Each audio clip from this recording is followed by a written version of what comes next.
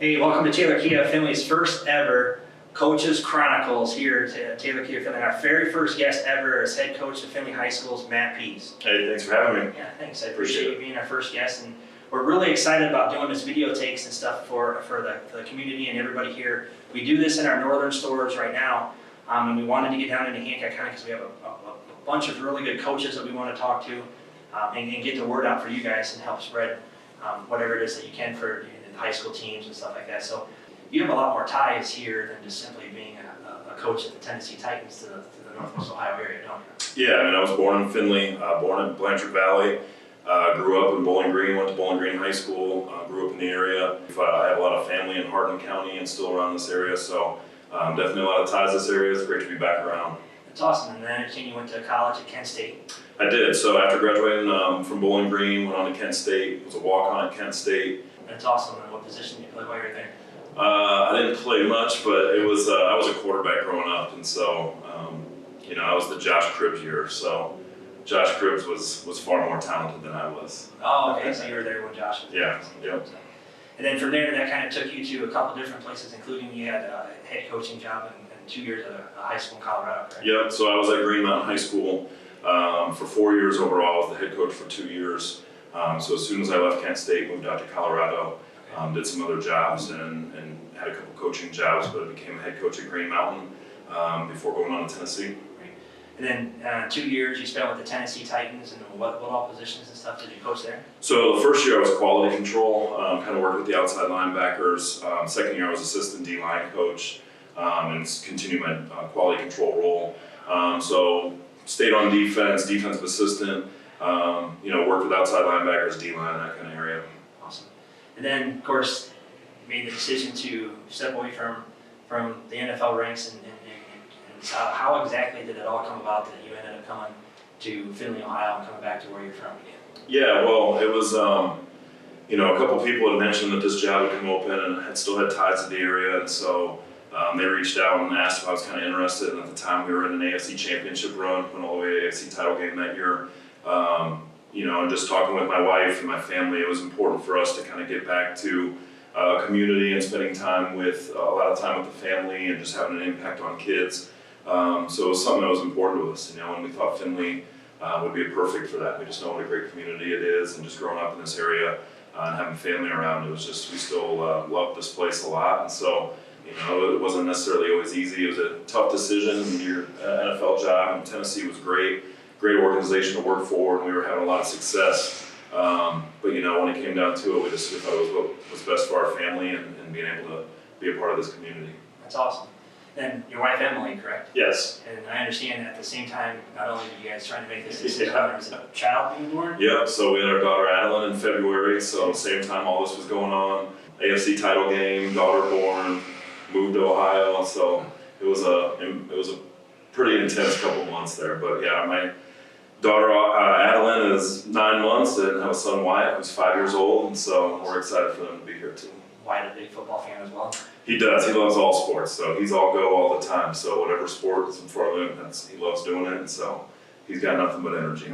That's awesome. So you, not only being the football coach at Findlay High School, you also are a teacher, correct? Correct. You're teaching social studies and then also Automotive Trojan Academy. So correct. Yep. What all does that entail? So social studies wise, I'm a world history teacher, and so part of my day is in the traditional classroom. And then Trojan Academy, I have students that I work with in Trojan Academy that are working through their courses online, and so that's a big role for me in the building, and assistant athletic director, assistant strength coach, on top of being head coach. So it's there's definitely many roles to fill, and it's been exciting.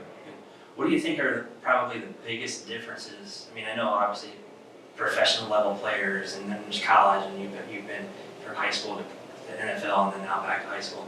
But what do you think the big advantages are of helping the high school kids over being there with the pros? Yeah, I mean, both you get to have an impact, but this is important just because you get to have a long-lasting impact and have an influence and use football as a tool to improve lives and really help them succeed into the future. Coaching at the NFL level is amazing, and you get to build great relationships as well. But at the end of the day, those guys have families, and they go home to those families, and they're, they have their own life. Where this, you can kind of have more of an impact to help guide kids either with what they want to do after high school, or just have a positive impact in decisions that they're making. So I just feel like you can have more influence long term being a high school coach. It's awesome. One of the things, obviously me being one of the statisticians and stuff and helping out with the team this year, I get to be one of the guys that goes to all the games and travels with the team and stuff. So that was kind of nice, even though we had the whole COVID situation this year. And I asked one of the coaches in the middle of the season, how are the kids actually responding to you? And it was kind of funny. His response was, they spend more time every day trying to keep up with your energy and level on a daily basis. That it's just actually, he said, you notice that it picks up that they have a lot of fun just trying to keep up with you every single day, because you're not necessarily so intense, but just so energetic every single day in practice, and you just want to get the best out of all the kids, which I thought was a great compliment coming from a coach, and that was a couple weeks into the season, which I thought was really good. Yeah, that's great. So speaking of the season, and obviously this was one unlike any other, the COVID whole issue and everything we've got going on with kids right now. I know we have kids out of school right now because of COVID issues. How did that all entail with getting everything going with the kids, and how did they react to everything they had to go through on a daily basis, and how were you able to keep them positive, because we did end up getting a chance to play 5 games? Yeah, well, I mean, it was tough. I mean, there's a lot to do, but you got to give the kids credit. They didn't miss a beat. I mean, they knew what they had to do, and it meant something to them, and so it was important to them to have a season. And so anything we kind of threw at them with protocols or anything that we had to do, they didn't hesitate to do that, because it just meant so much to them. And so as tough as it was, and it was kind of just learning on the fly. I mean, it was a new season for us, and learning some of the things, and you kind of had to retrain yourself on how to coach and do some drills and stuff like that, just to continue to social distance. But the kids are resilient, and they wanted to have it, and so anything we asked of them, they really gave their best effort. And I thought we did a great job with that, coaching staff included. It was just this is what the expectation is, and it's the new thing that we got to accomplish this season. And so that everybody ran with it, and so it was great to get 5 games. Obviously, we didn't feel it was enough. We wanted a lot more. But you look at the spring seasons, and they didn't get to have a season, and so we feel fortunate we got the 5 games we got, and got to go out and play with their brothers. And so obviously we would have liked a lot more, but it was overall it was great. It was a great experience for them.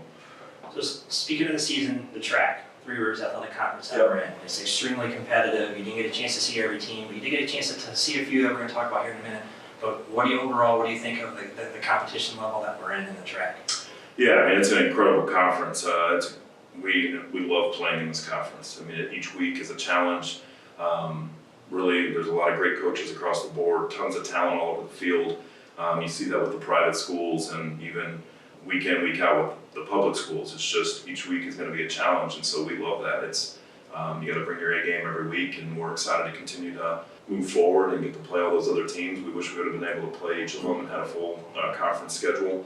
But we're excited. We're excited to go out and compete with the best and improve what we're capable of. That's awesome. So, as far as the season goes, I know we started off the season with a great win against Whitmer, somebody we haven't beaten in a few years. And right. They tend to always be a little bit bigger school than us, but I know I seeing those kids all excited in the middle of the field after the game, and how excited you were, and I seen you guys after the game. Talk a little bit about just getting off to that start and beating Whitmer right off the bat. Yeah, well, we didn't know. I mean, you don't know what to expect. We didn't have a scrimmage this season, and so usually kind of have 2 scrimmages to kind of get a gauge of where you're at as a football team and where you need to improve, and we didn't have that. And so going into that game, we were excited to go out and be able to play. We've been going a while and just hoping for the best, that we were going to be able to have a season. So we had a ton of energy, and the kids played with great effort that game, and it was a huge win for us just because the kids realized that we're capable of beating anybody, and so Whitmer is obviously a perennial power, and so for us to get out of the gate like that was a great jump start to our season. And they're a really well coached football team, so for us it just meant a step in the right direction, and so it was something to build on. And it continued. I mean, even into week 2, we played an incredibly talented Fremont team who can score a lot of points in a hurry, and so that was a big win as well. And so we got off to a great start, and it was just rewarding for the kids. They had put in a lot of effort to make sure that they had a season, so to be able to go out and compete, and get a couple wins right out of the gate was important just for, you know, the effort that they were putting in.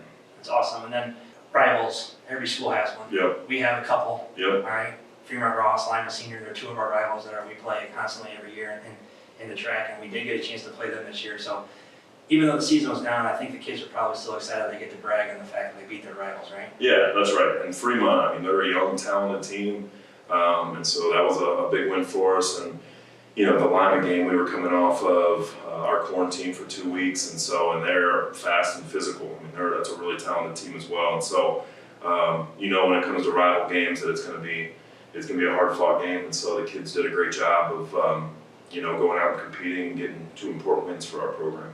That's awesome. So, getting to the playoff game, everybody got a chance to be in the playoffs this year, which is another thing that was a little different from the COVID. The schools had a chance to elect out or go to the playoffs. We would have qualified for the playoffs anyway, you know, the season that the kids were having.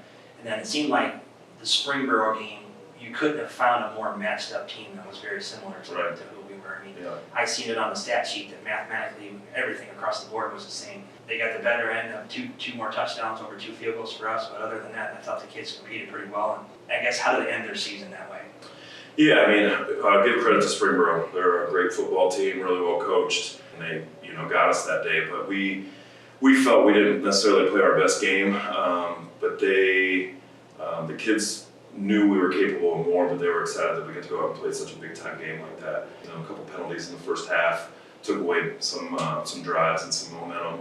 And so we went into that game tied at halftime. You know, I thought we had a good game plan for the second half, but give them credit. I mean, they came out and ran the ball, went outside zone on us the whole second half, and we had a hard time stopping it. So, you know, it just didn't go our way, and, you know, get a couple of playoff games at home so that we can continue to build this program. But, you know, the kids should be proud of themselves. They played with great effort this year, fought through adversity of quarantine, you know, and so not the uncertainty of playing, and so they kept fighting. And so give our kids a lot of credit. Athlete-wise, I understand that our junior class is pretty well loaded. We have a lot of great athletes in our junior class, and then if I'm not mistaken, our freshman class does as well? Yeah, I mean, each of the classes have their own talent. The junior class is talented.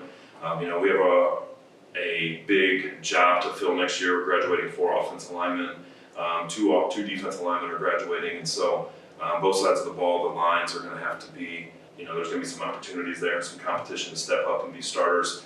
But across the board, I mean, our junior class is talented, sophomores are talented, freshmen are a really big class, 8th grade's a really big class, and so it's a bright future. We got a lot of kids coming, and we're excited about them and their abilities, and so we just want to keep this momentum rolling. Awesome. It sounds like you're going to have good numbers over the next few years. Yeah, it is. I mean, we grew this year in numbers. Next year we're going to be even more, and so hopefully we'll continue that trend and you know, and continue to build the program. That's awesome. So community-wise, you know, we're doing this video obviously so people can get to learn a little bit more about you. But what is it that you think the Findlay community, having really not get a chance to see the kids play this year, but going into next year as we hopefully get out of these COVID issues and other things and lead into the 21 season, what do you see that the community and Findlay High School student fans can just, how can we help you, the coaching staff, the football team, the program, the athletic department?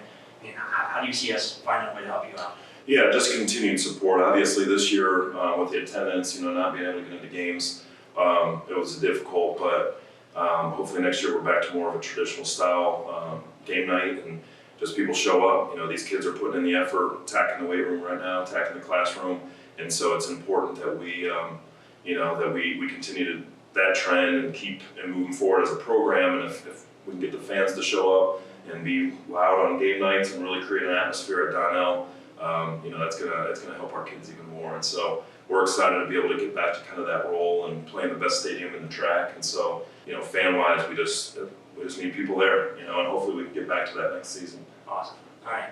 Anything else you'd like to add? No, just excited to be here. You know, really proud to be a part of the Findlay community, and my wife's excited to be here, our family. So looking forward to getting to know people more as we get out of COVID, and excited for the future of the Findlay Trojans. Awesome. So there you go, Taylor Kia Findlay fans. Our first ever Coaches Chronicles here at Taylor Kia Findlay. Hopefully we're going to have more and more of these, and stay tuned.